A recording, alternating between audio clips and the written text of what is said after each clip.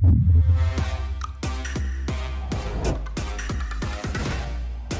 Rachel, we are in Portland. What are you expecting out of the Women's International Champions Cup in terms of what you can show Houston Dash can do, but also what international competition is going to show about this team?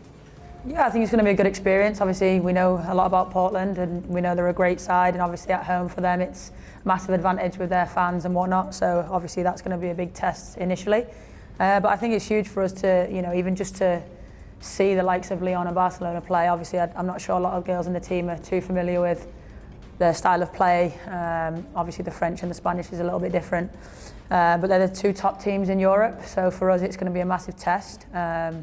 Something I'm a little bit more familiar with, but they're both unbelievable sides, so it'd be good to see, even just to watch them play. I think it's going to be exciting. Yeah, I mean, having watched a lot of Champions League, but Barcelona obviously kind of an incredible run of form, but do you think that there's something to, preseason for them versus in-season for you, but also kind of everyone coming off of Olympic, like a lot is happening? Yeah, I think a lot, like you said, a lot is happening. Obviously there's international players, Olympic players, and obviously still away, and obviously, yeah, like you say, for pre-season for them, they're probably in double days now and doing a little bit different things, so it'll be a good test for them. But honestly, yeah, for us, I think it's just a matter of get our heads down and completely different opposition.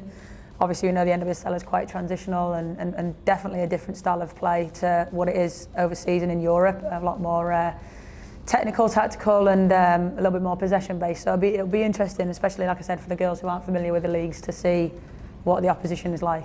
How are you feeling after coming back from the Olympics, being back in Houston now, getting to already be on the road again for NWSL duty? Yeah, I think it's just living out of a bag for me for the past 3 months, but no, it's good. Obviously, I could have took a little bit more time at home, but for me it was getting back in. It was important for me to get in with the girls, play that game against Washington, and then obviously I think for me it was more trying to get adjusted to the time, going back to Houston before meeting in Portland. So great for me to be back, feeling a little bit jet lagged still, a bit confused of where I am and what time it is, but I'm here, alive and ready to go. Just in terms of, obviously the trip to Japan was not necessarily a normal run, the Olympics having that limitation, but in terms of travel, you've played a lot of places in terms of not just here in the US, but across the world. Is there any trip that really stands out to you, or any place that you really like to play in terms of the travel part of it? Yeah, I think I quite embrace everywhere I go, really. I think it's a new experience, a new challenge. So yeah, Tokyo obviously is a little bit different. The whole actual time being there was different, obviously with COVID and the way the world is at the minute.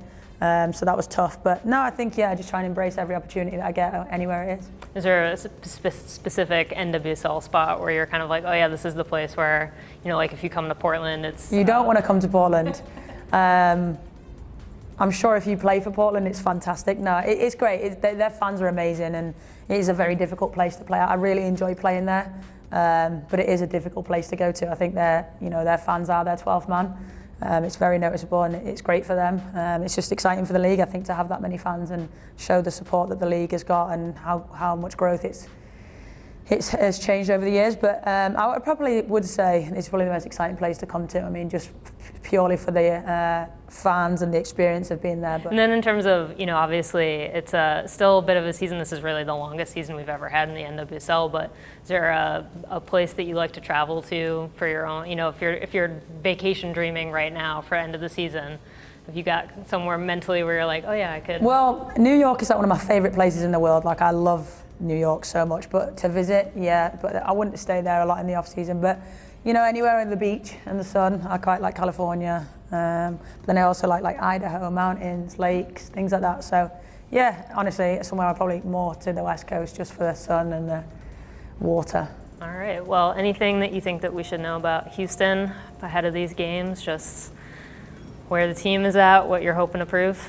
Yeah, I mean, I think the team's in a good place. It's obviously a weird time, obviously, like you said, coming in, there's still some of the Olympians aren't here. Obviously we missed them, but the team has grown so much even while we've been gone. We've got, I think really unfortunate with some results. Ones that we've conceded early and ended up losing 1-0, or we've conceded late and ended up tying. But the girls are in a good spot, and yeah, I think I'm excited, and I think it's good for us that we played a couple of different formations the other night. So we've got that in our locker now. So yeah, it's an exciting time.